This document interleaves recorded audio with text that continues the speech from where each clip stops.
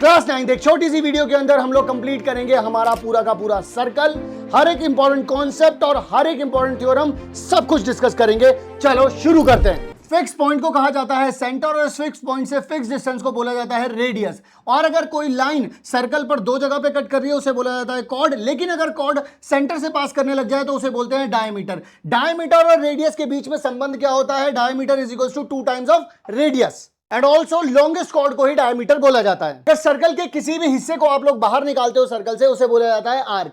लेकिन वही आर्क अगर सेंटर के साथ 180 डिग्री से कम एंगल बनाएगी तो उसे बोलते हैं माइनर, और अगर ज्यादा बनाएगी तो उसे बोलते हैं मेजर आर्क। और अगर स्ट्रक्चर ऐसा होता है तो फिर उसे बोलते हैं माइनर सेक्टर, और ऐसा होता है तो मेजर सेक्टर। लेकिन अगर ऐसा है तो उसे बोला जाता है माइनर सेगमेंट और इसे बोला जाता है मेजर सेगमेंट। और अब बात करते हैं नंबर ऑफ सर्कल्स की। अगर पास कर रहे हैं वो एक पॉइंट से तो इनफाइनाइट हो जाएंगे, और अगर 2 पॉइंट से कर रहे हैं तो वो भी इनफाइनाइट हो जाएंगे। लेकिन ए और बी के बीच में जो परपेंडिकुलर बाइसेक्टर होगा उसके ऊपर इन सभी सर्कल के सेंटर होंगे। और अगर 3 पॉइंट दे रखे हैं तो 2 बातें होंगी। पहली बात, क्या वो कोलिनियर? अगर कोलिनियर है तो एक भी सर्कल पास नहीं करेगा, अगर नॉन कोलिनियर है तो सिर्फ एक सर्कल पास करेगा। और अगर किसी भी सर्कल के अंदर हम लोग एक ट्रायंगल बना देते हैं और उसके वर्टेक्स उसी सर्कल के सर्कमफेरेंस पे टच कर रहे हैं, और ऐसे सर्कल के सेंटर को बोला जाता है सर्कमसेंटर। और सेंटर निकालने के लिए आप लोग तीनों साइड पर परपेंडिकुलर बाइसेक्टर बनाएंगे, जहां कहीं पर भी वो जाके टच करेंगे उसे बोलते हैं सर्कमसेंटर। लेकिन ये सर्कमसेंटर ट्रायंगल के अंदर आएगा, बाहर आएगा, ऊपर आएगा। अगर एक्यूट होगा तो अंदर आएगा, अगर राइट एंगल है तो उसी पर एक साइड पर आएगा, हाइपोटेनस वाली साइड पर, और ऑब्ट्यूज होगा तो आउटसाइड द ट्रायंगल आएगा। और क्वेश्चन सॉल्व करने के लिए आपको पता होना चाहिए कि ट्रायंगल के अगर 2 साइड इक्वल है तो अपोजिट एंगल भी इक्वल होते हैं।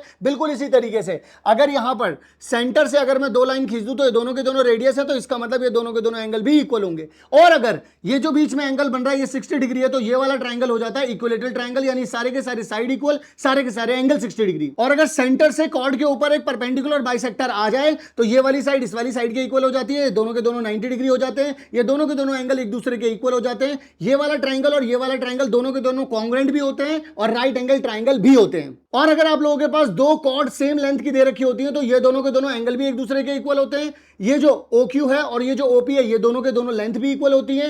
AB is equal to CD दिया हुआ है। ये वाला ट्रायंगल COD और ट्रायंगल AOB दोनों के दोनों कॉन्ग्रुएंट होते हैं। और कॉर्ड जितनी भी सेंटर के पास जाती है उसकी लेंथ उतनी ही ज्यादा बढ़ती जाती है, लेकिन distance between centre and chord कम होता चला जाता है। और जैसे आप इसे दूर करते हैं तो कॉर्ड की लेंथ कम होती चली जाती है, डिस्टेंस फ्रॉम सेंटर बढ़ता चला जाता है। अगर सर्कल पे 2 पॉइंट फिक्स कर दो तो जो एंगल सेंटर पर बनेगा उसका हाफ बनेगा सर्कमफेरेंस पर। अगर 2 पॉइंट आप लोगों ने सर्कल पर फिक्स कर दिए तो वहां से आप एक साइड पर कितने भी एंगल्स बना लीजिए सर्कमफेरेंस पर सारे के सारे इक्वल बनेंगे।